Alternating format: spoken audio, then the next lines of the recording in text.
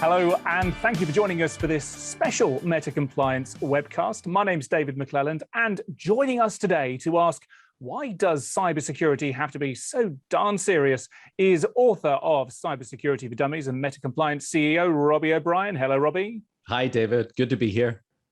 And special guest, founder of Identity Protection Planning and internationally recognized over-enthusiastic cybersecurity expert, Dana Mantilia. Dana, I did steal that from your YouTube channel. Hi, thank you for joining us today. Hi, thank you for having me. Tell me about this overly enthusiastic thing, and how it's been that your work has become this thing online now. Just chat us through your story. So I came into this space through the identity theft protection area. We came up with a product to help protect people's credit over here and give them alerts and all that kind of stuff. And after we developed it, that's when I realized that we really need to have some education on identity theft and cyber crimes and just scams in general for young people, for regular our age people and our parents. So I thought, well, how am I going to go about doing this so that it's not like this boring, terrible stuff? And so I said, well, maybe I could do some videos that'll be very short and very focused on a very particular topic and very layman's terms too. You start talking too technical and it goes over people's heads and they get overwhelmed and then they just tune out. So anyway, and then I thought, well, then maybe I could add a little bit of humor. But that was a little dangerous of me because first of all, I didn't have a leg to stand on as far as who I was in the IT world. Okay, nothing. I come from the car business. My family is a Ford dealership. So this was like out of left field. So anyway, I thought, okay, well, I'm only going to know if I put some videos out there. So I started doing some videos, got no traction, no likes, no nothing. It was just like me talking to myself. And then I did a video on synthetic identity with my daughter's American Girl dolls. And people started private messaging me saying, hey, now I understand what that is. It's synthetic identity thing. I'd never even heard of it before. So as time went on, I got a little bit more of a following and a little bit more of a following. And here we are today. So yeah, well, fascinating stuff. And you mentioned about bringing humor there, and that's very much the theme of today's conversation. And Robbie, you lined up the specific title, why so serious about cybersecurity today? But my question to you, first of all, Robbie, is surely cybersecurity is a serious business. A data breach can spell ruin for a business. It can be the curse of customers, reputations left in tatters, and ransomware can cripple healthcare facilities. Cyber literally can be life or death. So that's no laughing matter, really, Robbie, is it? It really isn't a laughing matter. And I think we have already come from a basis over the last 10 years of saying to people very sternly, this is no laughing matter and it's very serious and you have to do this and you have to do that. And very, very soon it becomes blah, blah, blah, and it just fades into the corporate background. Meanwhile, we have a industrial scale threat, based on phishing, based on ransomware. And then you go into, bespoke scams in business email compromise, where these guys will spend, more time understanding your organization than your average stalker. They're going to know who your weak people are. They're going to get into their social media. And the bottom line is ordinary people are not really in a position to defend themselves against that. That's cut back to the organization. Up until now, it's been death by PowerPoint. It's been, one size fits all vanilla, blah, blah, blah training. And I think for me, it is so serious. Are we going to take it seriously? And on that basis, it's about engaging people, getting their buy-in, getting them to connect in some way. And the reality is we all connect differently. We all need to have activation of particular, recognitions. And the one thing that sort of runs across everything is humor. Now, the problem with humor is that it is unique to certain people. So it's it is an interesting topic. I think that engagement of people in what is a traditionally boring subject is the big challenge. And you also have to recognize that within the organization, unlike, I suppose it's the same for ordinary individuals, this type of thing is competing against other Netflix and Facebook and all the other things that we consume. So Dana stuff is competing against that. How do you stand out? How do you become, the red pencil in the box of white pencils? And so I think that it's worth having a conversation about that subject, because it isn't really a subject within the general IT. It definitely is not a subject. It's a very serious subject. But when we're talking about changing culture, changing people's behavior, well, listen, you got to do something that actually stands out. Because that's what the criminals are doing, isn't it? That is exactly what the criminals are doing. And man, they're getting so good at it. Dana, you persisted in what you were doing, and with your backstory there, you said that to begin with, you weren't getting a great deal of engagement, and you tried a few different things until you found a thing that did work. Did it feel as though did you feel as though you were being brave? Did you feel as though you were being bold, or was this just something, well, I'm just going to try a few different things and go with it? Because that's the thing with comedy. Sometimes I feel as though you're taking a risk with comedy. Did you feel as though you were taking a risk at the time with what you were starting out with? Definitely, no question. I mean, I thought I was going to get laughed off the screen. They say, who is this crazy lady? What is she doing with these videos, And that can very easily have happened. And that would have affected my identity, theft protection product and everything. So yeah. I was very nervous about doing all this. Who's going to buy an identity theft protection product from somebody who's making silly videos, and people are making fun of? So, and it's also, it's a very male-dominated, very serious IT technical world, right? That the cybersecurity world. Lots of people still haven't separated mentally IT from cybersecurity, even though there's a huge difference. So the IT people, they tend to be, very serious, very technical, very dry, and some of them like to make fun of my videos. And so I did one video where I have the big salt shaker, and I'm like, oh, we got to add some salt to our passwords, and they all attack me and they're saying that's not the exact definition of salt. And I'm like, listen, buddy, I'm just trying to tell people to make their password more complex, okay? And they're learning this and they're remembering this, not you making your nasty comments about what exactly salt is. So anyway, yes, I was very nervous. I thought, okay, I'm going to do it. And I think, one thing is that people connected with me because they see me as a regular person.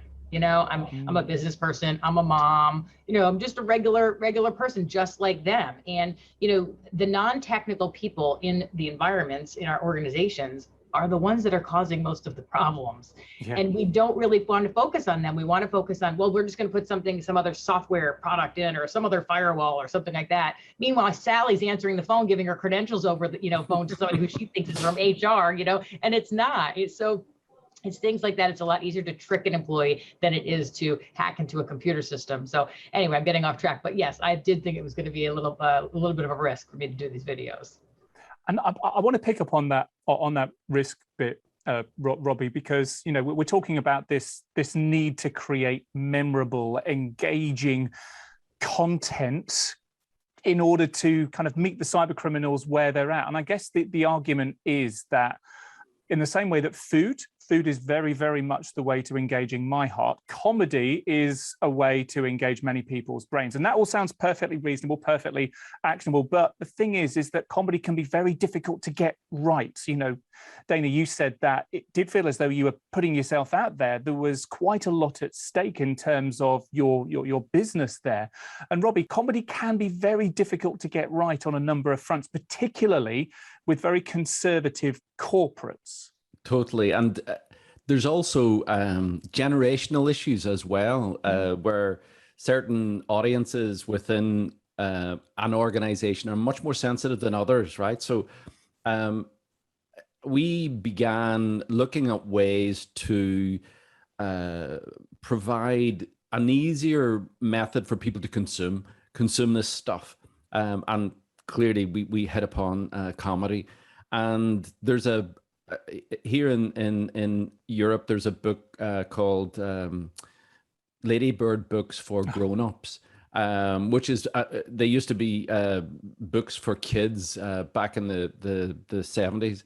And the ones now are like, you know, The Hangover, and it's about a guy having a hangover, and it uses all that lovely, colorful, childish stuff. It's really, really good. So we wanted to do a homage to that almost. So it was called Cybersecurity for Grown-ups. So it was always going to be a bit tongue-in-cheek. And, you know, we realized that we were talking to corporates, and so therefore there was no, like, some of the stuff wouldn't even get a smile. Like this isn't as good as Dana's stuff in terms of comedy. Like, we're not talking ha ha, but belly laughs. It's just like that. It is like the Ladybird books for grown-ups. It's a mild chuckle. You can give it to your grandfather, you know, that type of thing. And we developed 3 of them, and we have an internal process of our staff seeing it and giving feedback. And we were surprised that at first there was among a couple of people came back and says, you can't send that out. And in the first one we have a concept of, it's like Joey out of Friends, this guy who just, you know, is making all these mistakes. He works in a coffee shop, then he gets a job in an office. He falls for business email compromise, and he gets fired, and then he's back in the coffee shop, and really the headline is he's happy and he's no longer a threat to society. And we thought it was, yeah, that's pretty amusing, and it gets the message of business email compromise. And, you know, it's really bad as an employee to fall for this type of thing. But people are saying you can't actually put that out because, you know, you'll offend baristas. And I'm like, are you serious? I mean, what? Is this what I didn't know I had to be sensitive for baristas? And this went on, and we got ourselves absolutely tied in knots until we recognized a few things. The first one is you have to develop something that people will like what Dana has. You actually have to develop a personality, all of your own, unique. Otherwise, it's vanilla, right? It's corporate pap. So now you've got personality. Fact of the matter is, there's going to be a percentage that will not like it. For us, that actually is a good thing as well, because people saying, I didn't like that thing, that's still engagement. Yep. You don't defend people. There's no, I don't think you can offend. There's no baristas. And then, so at the end, they wouldn't do it, but I wanted to put at the end, no baristas were harmed in the making of this video.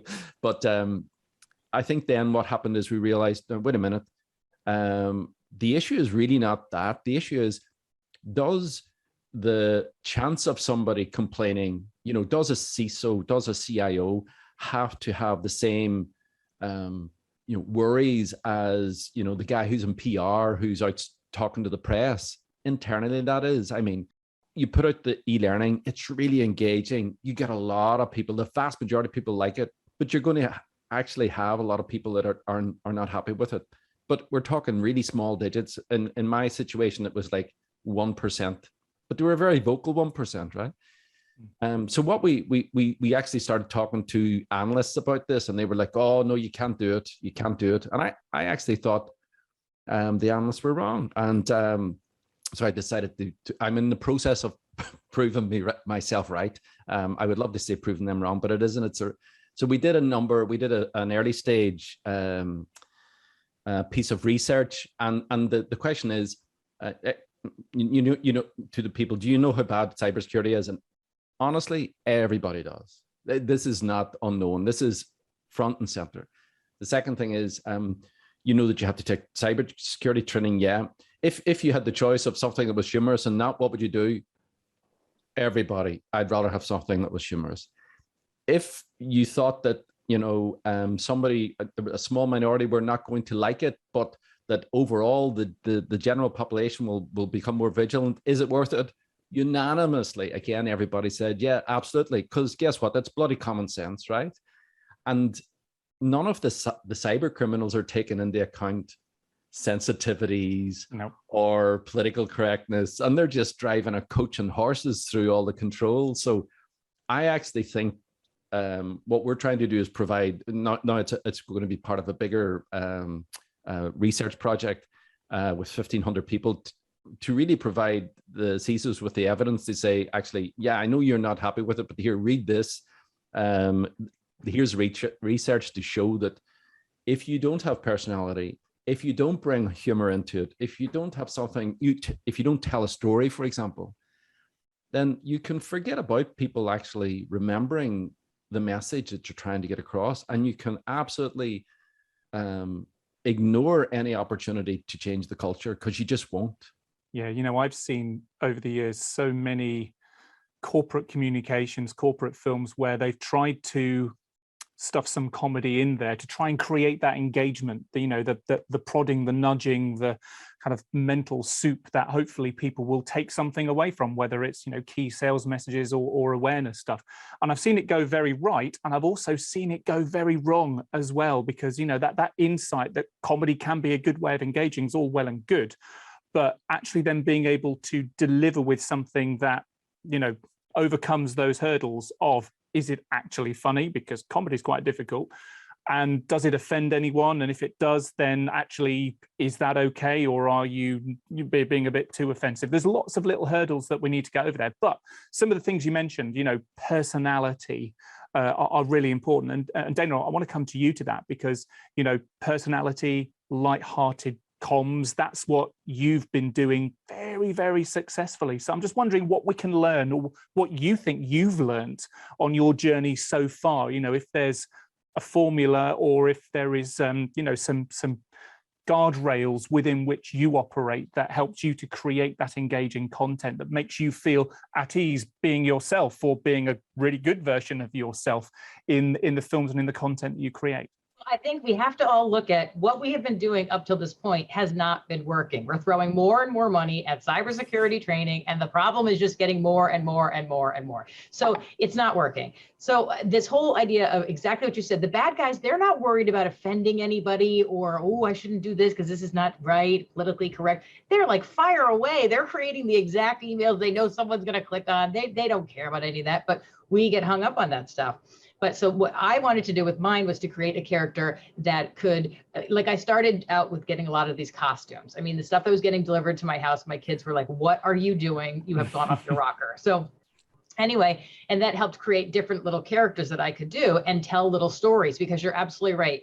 Stories definitely keep people, they remember them. And it could be a very short story. I mean, all of my videos are mainly under 4 minutes, and there's a little story in almost each one of them, and because they can picture it, they can picture themselves in that situation. So that's what I try to do, is when I'm telling whatever the message is, to try to put it into something that they can relate to. And again, and I think they can relate to me because I'm just a regular person. I'm not someone who's trying to be authoritarian and say you need to start doing this because you're going to get fired if you don't.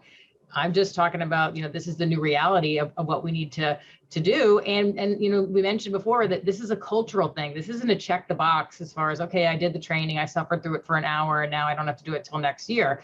That doesn't do anything. We need people to be continually thinking about what am I doing while they're at home, while they're talking to their kids, and while they're talking to their elder parents too, because it's everywhere now. Everybody is going to be a victim of one of these things at some point in their life. And if we can avoid some of it by being a little proactive and taking a method that's different than what's going on now, because that's what we need to all realize, is what we're doing now is not working. Yeah, absolutely. Yeah. And Robbie, we've spoken about some of this before. There's some core principles here, and Dana, we've all spoken about it. Story. We've spoken, Robbie, about storytelling in the past, making it tangible, making it relatable as well. Humans like talking to humans, so making it human, making it real, and being that relatable person who is also sharing a very important message. That seems to be the stuff that, however you communicate to whichever audience, as long as you've got some of those key principles, whether it's comedy or less comedy but more light-hearted comms, you've got a good chance of making that story and those messages stick, Robbie. And David, I don't know if you ever had it, but this has been done before. I remember I worked for 3 companies over 3 different companies, and in each 3 of the companies, they provided me with the same training. One of them was a bank and the other was an accounting firm. And and it was John Cleese and Ronnie Corbett, and they were actually doing, it was organizational training videos for, you know, balance sheets, profit and loss accounts, source and application of funds, and they did it where basically John Cleese was an idiot and kept getting things wrong, and that, I think those videos are still doing the rounds, and they must be at least 40 years old. Yeah. So real, when you do comedy right, and you have a boring subject, the actual subject becomes the thing that helps you be funny, because everybody knows it's boring, right? And I think that you know, people open up themselves that little bit more when you're trying that bit more to engage them, to meet them halfway, as opposed to, you know, I've sent you out a 30-minute or a full hour course, tick the box, we're done, come back next year. And as Dana says, that's failing. That's failing. And the consequences now of, you know, one of these things getting through and ransomware getting into your organization is eye-watering. And there isn't a month that goes by that there isn't a big, amazing, high-profile case. And unfortunately, from my perspective, I think that governments are going to start to legislate more and more on organizations to pull up their socks when it comes to cybersecurity, and putting more firewalls, you know, stacking the firewalls higher ain't going to get it done. Do you know, it's funny you mentioned John Cleese there, because when I was saying about, you know, I've seen some good corporate communications and some really poor ones, I think John Cleese must have done very, very well over the years, because there's a specific film that I'm thinking of. And when I used to do training in my area of IT, disaster recovery, business continuity, he did this film for a vendor. I think he played Dr. Trainwreck or something, and it was about disk backup versus tape backup. It stands on its own still 20, 30 years later, totally, as a really good piece of content. And, you know, there is something about some comedy that becomes quite timeless in a way, even though the environment has changed. And I guess this is another thing that, you know, we talk about how cyber threats, cyber risks are evolving so much. And, you know, you are both making content for, you know, in some cases similar audiences, in some cases different audiences, when the threats themselves are changing, when the threats themselves, the specific threats, are evolving. Another challenge, kind of going into the corporate space here, perhaps, Robbie, is that the people who are very often tasked with making this content, you know, whether it's the internal comms team or, you know, sitting underneath a CISO or whoever, very often they are not necessarily the best suited to making this content. You know, maybe it's a lack of budget, maybe they don't necessarily have some of the thinking that you guys are, you know, coming up with, trying to push the envelope here, trying to find ways to engage staff. How can you work with organizations or with those people to make sure that they are aware that actually what you're doing isn't working right now? Here's another way. So I think you're absolutely right. And as Dana said, this is still seen as an IT issue when it actually isn't an IT issue.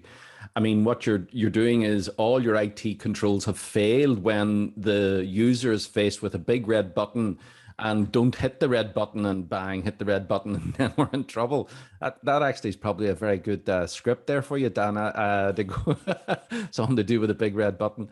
But I think that, you know, people within information security, within IT in general, are not necessarily geared for internal or external communications. Things like, you know, the content creation that is needed, the curation of what's good and what's bad. It never was part of the job description way back, and probably still isn't. It's like it typically is just a small note in the job description, and, you know, keeping people, training people on cybersecurity will be part of your job. And then there's the how do you do that?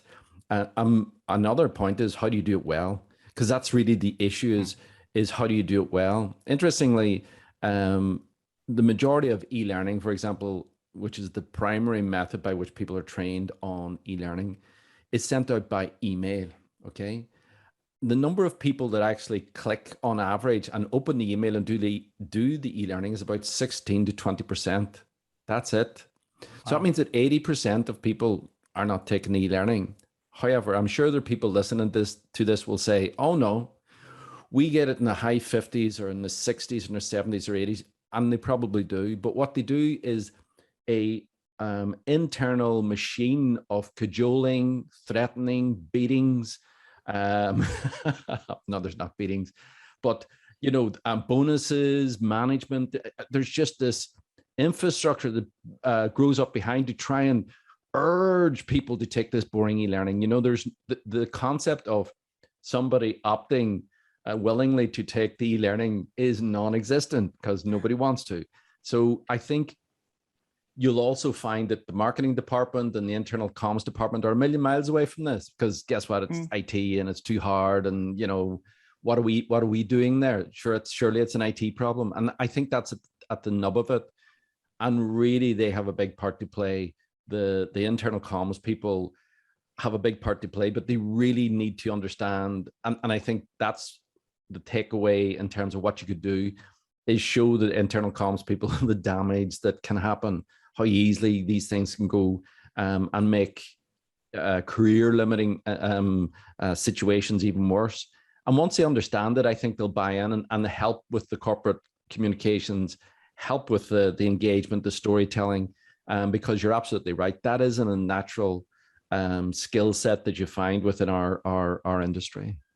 I guess that's one way of looking at it, from the inside out, from the corporate comms, internal comms outwards. But Dana, from the outside in, you've found great success talking to people about things that they care about. That's gone very, very well on you for social media across a number of different channels. What do you think we might be able to learn from the outside in approach, if you like? People engaging in their everyday browsing, whether it's on LinkedIn or YouTube or wherever, and taking those messages not only in their homes, but also back to their workplace. Well, I think we all need to remember that we're dealing with people, okay? This, even if it's the fanciest, most corporate place, they're regular people that are going home, going on YouTube, watching big fat hillbillies run right around in mud on quads and do silly things like that. That's what we need to resonate for. Now, not everybody is goofy like that, but we have to understand that people aren't thinking this whole straight and narrow all the time. And that's why I think my stuff kind of resonates, because it's the same stuff that regular people do. And if you really look at your organization, and this is one little short story that you can tell to a business owner that we can all relate to that own businesses, because we all know we have employees like this, right? So if you say to a business owner, listen, I know you're probably you have a cybersecurity plan in place, and I just have one thing. If something did happen, how confident are you that one of the guys in the back room or some gal that works in the office won't be on Twitter telling their 2,000 followers, hey, I'm at work right now and I think we're getting hacked? And that usually gets their attention, because they can picture it. Everybody can picture. They can probably picture exactly who they think would be that person. And if you haven't told your employees not to do that, that's what's going to happen. It's like the Wild West. If something happens and you don't have a plan, it's like the wild, wild West. So that's the kind of things that I'm saying, is thinking about it's people. The way we're trying to approach it now is not working. So let's try to help people. This is another thing I do. I try to help themselves, like with their smart devices in their house. Do you know what a disaster these smart devices are all over our house? I mean, Alexa is listening. She's acting crazy. Yeah. Every 3 minutes, she's recording and sending it back to the servers at Amazon. And, it's insane what's going on. But we take these shiny, fun things out of the box. We can't wait to play with them. We plug them in, and then we don't even think about it. We don't think about the default password that's set in there. We don't think if the privacy settings are set to, help us or maybe help the manufacturer, because we don't think about this. And one thing I say is, I always say, oh, this isn't 1985. And people laugh when I say that, right? But at the same time, we almost are going through the same transition in the mid 80s when computers started coming into the offices, right? We had to make a shift. We had to learn how to use these computers. And so people made computers, right? The computer developers made these computers. And then they brought them, they were going to bring them to the companies. But the developers don't know how to teach people how to use these devices. They are focused on developing the computer, making that computer work, not teaching you how to use it, right? So then they realized they needed to have some kind of a team that was going to go in and show the people, the regular people in the office, this is how you're going to use this device. Now, that personality type is very different from the computer developer. And that's the missing piece that we don't have right now. We know we have cybersecurity problems. We know we have IT that's, putting whatever they can to, try to do it. But we have no one coming into organizations or doing it virtually that's resonating with the people. That's like the implementation team. Right now it's sit here for an hour, watch this video, and just go back to what you were doing beforehand. So I think another thing that resonates with me in the people aspect is that people don't feel that they have any security issues in their home life. They feel there's a security, and they are aware of the security issue within the organization because of whatever is going on in terms of communications there. But if you can connect the two, if you can get people to think more about making themselves that little bit more vigilant in their personal life, I believe as a corollary of that, you'll automatically get them more aware and vigilant within the home life. So I don't see that there is really a difference between the consumer need for security and the business needs for security, and it's probably something that needs unpicked, and I think it would be of great benefit to both audiences.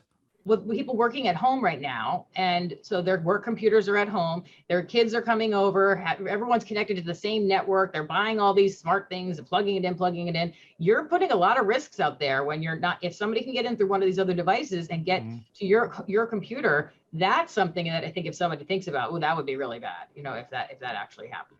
So yeah, helping them learn about these dangers is important.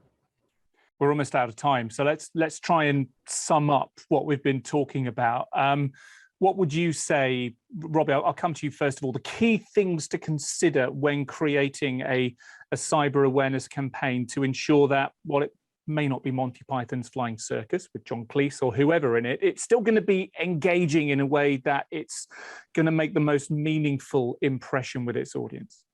For me, I think you have to have the compliance aspect of it entirely second. The fact that, if someone asks, have you carried out training with your staff? Yes, I've carried out training with my staff. That's secondary. That's totally secondary. It's a tick box. What is primary is it takes a long time and you better get started. These are ordinary people. How do you make it, palatable for them? How do you make what you're trying to give them consumable? And there you have it. It has to be engaging for anybody. It has to be engaging, and that takes effort and time. And I think that there is a genuine appreciation among people when they see that higher quality of engagement coming along. They recognize there's a change, and I typically find that you'll get a respective improvement in the vigilance, in the security posture of your organization. Dana, key takeaways from creating content with humor or with personality that sticks. Yeah, the humor thing is kind of hard to pull off, so I don't go recommending everybody try to do that. But keeping it lighthearted and, like I said, those little tiny short stories that everybody can relate to. If you look within your organization, the personalities. If you have 1,000 people, you just have more. But if you have a small organization, you just have that same range of personalities. So just think about those people and how you would communicate to them differently. And the more that they can relate to it on a personal level, the more it's going to sink in, and they're going to remember to put that tip into place if they run into a situation. A couple of quick shout outs. Robbie, a shout out for what I'm sure is a comedy masterpiece, your Cyber Security for Dummies book. It is a masterpiece, I have to say, Dave. It might not win any Perrier Awards, but it did take a long time for me. The reason why we put the book in place was because a lot of people go, where do you start in an organization? What do you do? And more importantly, it's to hand off to other execs within the organization saying, this is what we got to do. And it's in a friendly form. It's something that other people don't see as a boring situation, and you're starting off with the engagement in the first place. So at the end of the webcast here, there's a link. People can download the book and shout back out to us, and we'll send them a physical copy if they want. And Dana, where can people see more of your work online? Well, you can always catch me on LinkedIn and my YouTube channel. My videos are posted on there. And if you message me on LinkedIn, I will certainly get back to you. Fantastic stuff. Well, listen, thank you very much indeed for joining us today, Dana and Robbie. Thank you. Been a pleasure. Talk soon. Bye-bye. And we look forward to seeing you all next time. Bye-bye for now.